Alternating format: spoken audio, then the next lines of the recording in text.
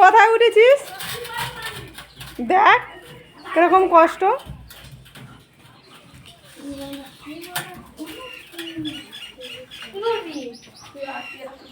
এটা দাদাদের মন্দির।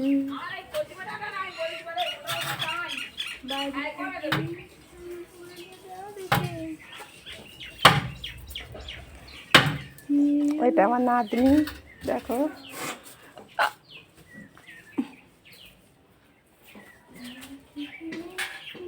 এখনো রুমগুলো ঠিক করা হয়নি, যেহেতু দাদা সবসময় বাড়িতে থাকে না, যখন এসে সময় পায় তখন করে।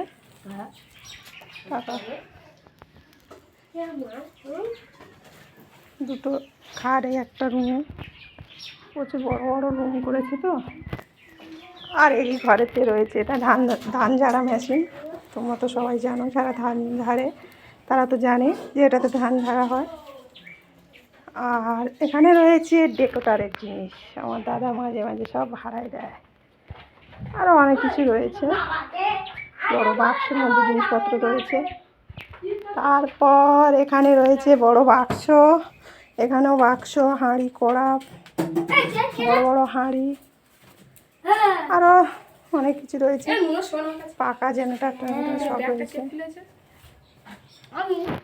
আর এটা তো সিঁড়ি ঘর, আর একটা 3 তলার উপরে, কিন্তু এখানে কেউ থাকে না, সিঁড়িতে কেউ ওঠে না, বন্ধ করে দিয়েছে আমার দাদা।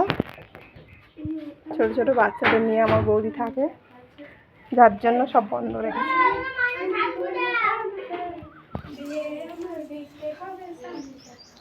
তারপরে এই 2 তলাতে 3 তলায় নামছি।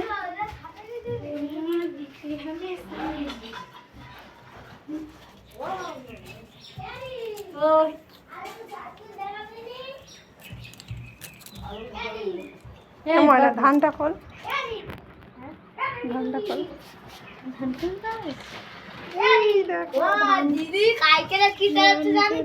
কলা হয়ে গেছে, ধান ফেলে ধান পড়ে যাবে।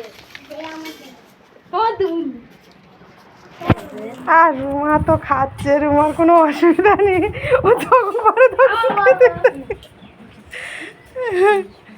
তাই তো, রুমা যখন খুশি তখন পা খেলে বসে পরে খাবে।